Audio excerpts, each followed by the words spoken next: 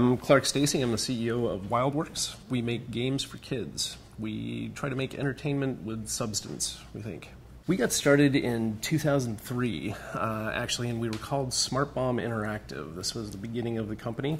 This was pre-9/11. We found soon thereafter that calling your company Smart Bomb was no longer a popular thing to do, though it sounded very masculine when we did it. I don't think we realized that games for kids were going to be as much of a focus as they were for us. But after making some contracted work-for-hire type development with Namco and Activision, we were trying to work our way up to building our own IP.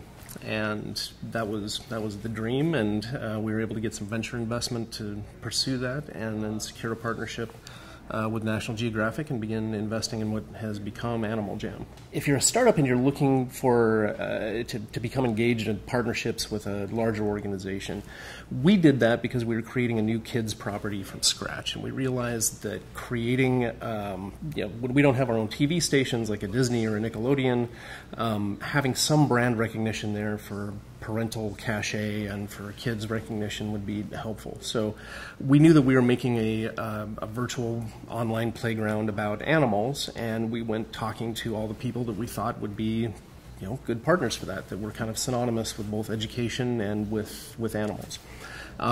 We knocked on a lot of doors around the East Coast, and when we got into National Geographic, and this was really literally finding people on LinkedIn or cold calling people and saying, hey, we've got a proposal for you.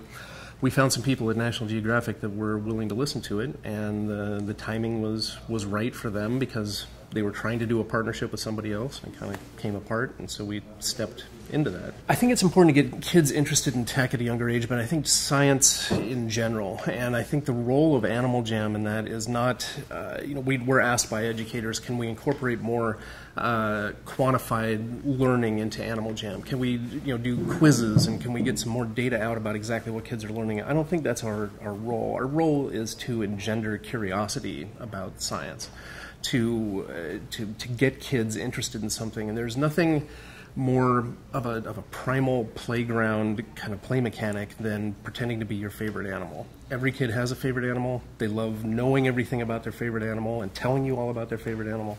So if we get them curious about that, we get them curious about the biomes and the biology and everything behind it, then we give them the ability to drill down on the stuff that interests them. That's much more engaged and productive learning than saying, here's 50 questions and here's what you're going to learn in the STEM category when you're done with this. It's if they're curious and they drive it, they get to it. Making fun part of what we do with kids is essential, because kids can tell immediately if you work for them or for the man. Right? If you work for teachers, if you work for mom, then they see right through it. They see right through it by the time they're 3 years old. But if it's about fun first, and you're kind of sneaking the educational stuff in there with it, it's that's what makes it fun for us. And my co-founder and I, we've been in game development for over 20 years. We've done lots of blow stuff up games. We've done lots of serious games that you play on consoles.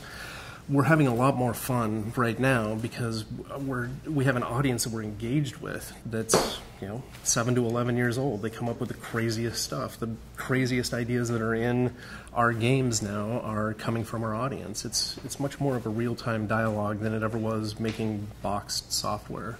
Making the platform secure for us, there's a technological challenge there. Communicating that security to parents is even more of a challenge.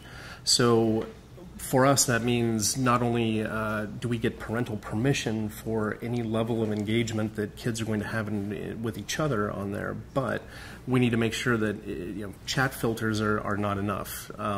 Preventing them from exchanging phone numbers is not enough. There has to be some fairly sophisticated heuristics to make sure that that they're not finding ways around the chat filters, mostly that personal identifying information is not being exchanged, and that bullying, which is a perennial problem for us and any online social networking for kids, is something that we can head off.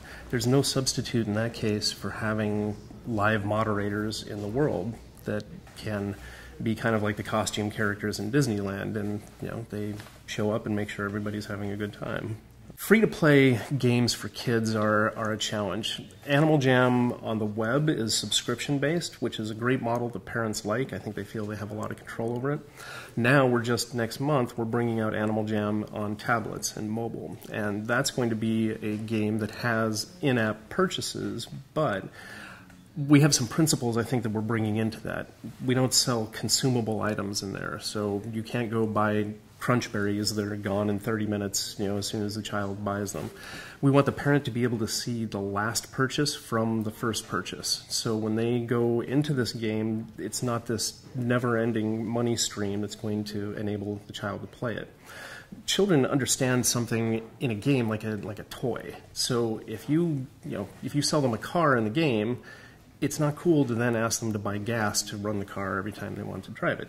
They bought a car in the game. It's a toy. They should be able to play with it.